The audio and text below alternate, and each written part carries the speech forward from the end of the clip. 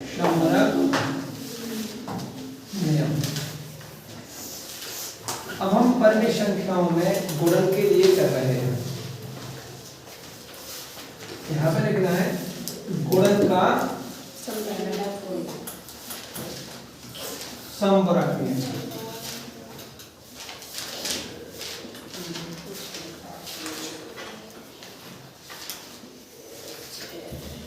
जिन बच्चों के लिए बिल्कुल नया शब्द है वो भी समझ लें होता क्या है। मान लीजिए कोई दो परिमेय संख्याएं हैं। कितनी है?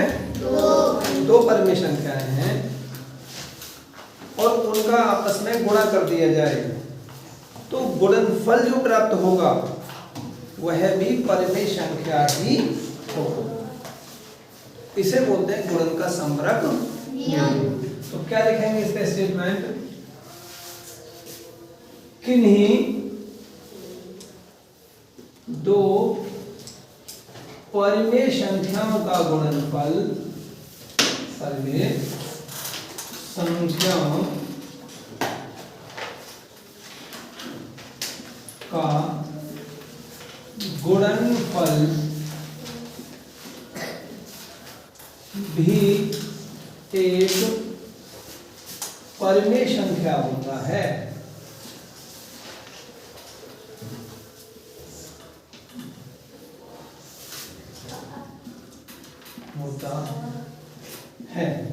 इसे गुणन का संबरक नियम कहते हैं। नियम कहते हैं। आगे बस समझ में? लिखना मत करो एक मिनट के लिए, बस समझ लो। संबरक नियम को अंग्रेजी में क्लोजर प्रॉपर्टी बोलते हैं। इंग्लिश भी समझ लीजिए। इसे अंग्रेजी में CLOSER क्लोजर प्रॉपर्टी,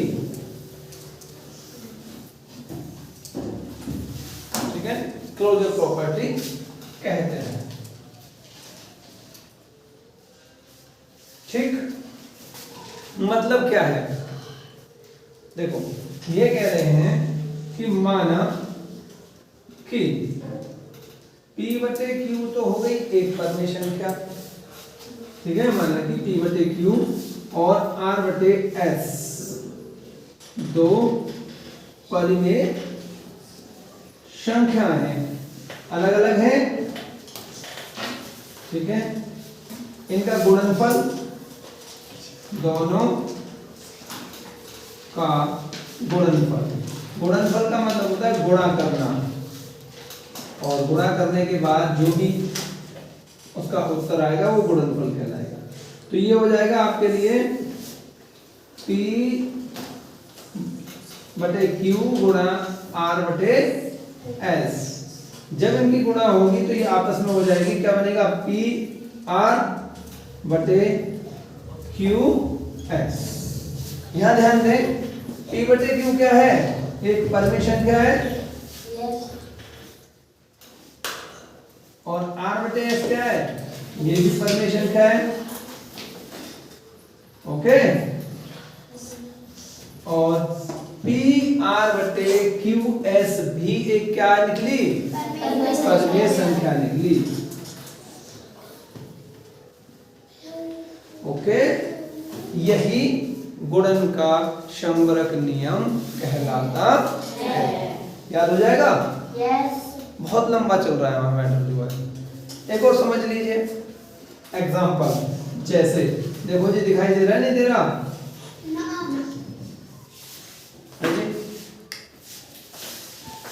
आप तो खो जाते हो। जैसे 1 बटे 2 क्या है? एक परिमेय संख्या, और गुणा 3 बटे 4 मैंने दूसरी परिमेय संख्या मान ली, इनका गुणा किया, 3 एकड़ बटे 4 दूनी 8। ये भी क्या निकली? 3 बटे 8 एक परिमेय संख्या, ओके। क्लियर? इस प्रकार प्रकार से आपको ये करना है। दूसरा नियम क्या चलता है, क्रम विनिमय नियम। यहां देखेंगे परमेय संख्याओं के गुणन का क्रम विनिमय नियम। गुणन का क्रम विनिमय नियम, अंग्रेजी में बोलते हैं इसे commutative, COMM commutative law of multiplication. Okay, समझेंगे जी? मैं आप उतारने में लग जाते हो, ऐसे लगते हो जैसे ट्रेन छूट जाएगी स्टेशन से। मैं कितनी देर तक आपके लिए देता हूँ टाइम, उतारने का टाइम देता हूँ ना, तो उसे समझ लो। ये कहते हैं, क्या कहते हैं, दो परिमेय संख्याओं का गुणनफल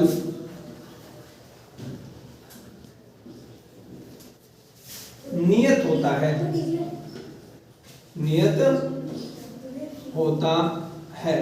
नियत का मतलब फिक्स है, बदलेगा नहीं, चाहे उन्हें किसी भी क्रम में जोड़ा जाए, चाहे उन्हें किसी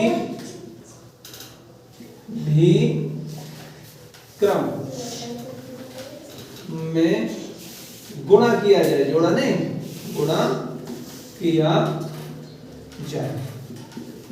जैसे समझिए, मान लीजिए जैसे,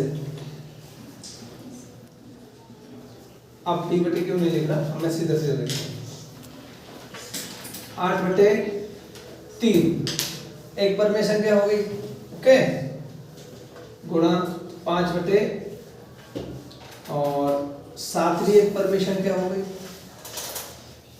इसकी गुणा 8 की 5 में करें, या 5/7 गुणा 8/3 इनकी गुणा करें, दोनों का उत्तर एक ही आएगा। जैसे 8 का पहाड़ा पढ़ रहा हूं, क्या बात, 8 पंजे 40, 3 का पहाड़ा पड़ा क्या बात, 7 या 21। अब यहाँ पर देखिए,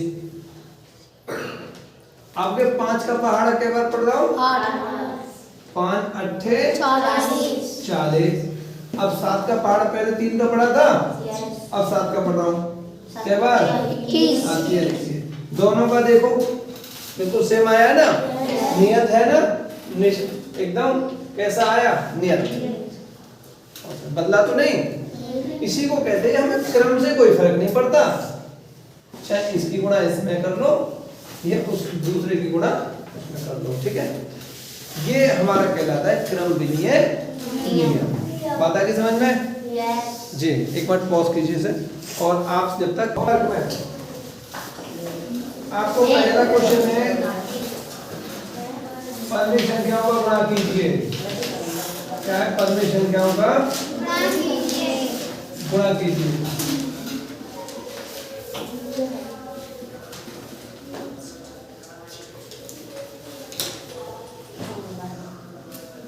-8/7 गुणा -14/-15।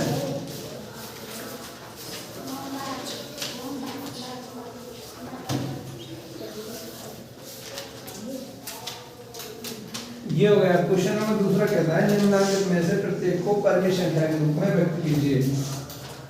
प्रत्येक को परमेय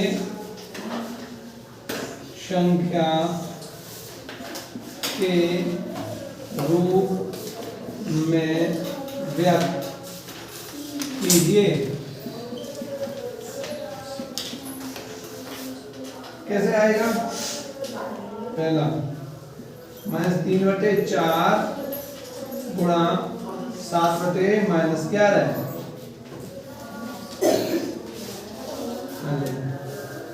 दूसरा है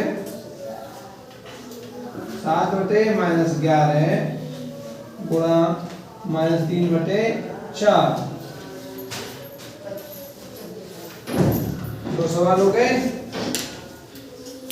क्वेश्चन नंबर तीसरा भी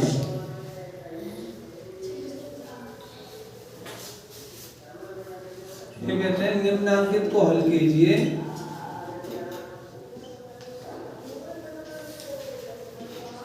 तो हल कीजिए।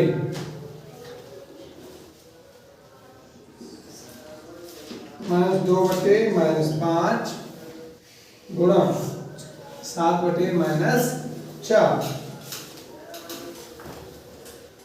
तथा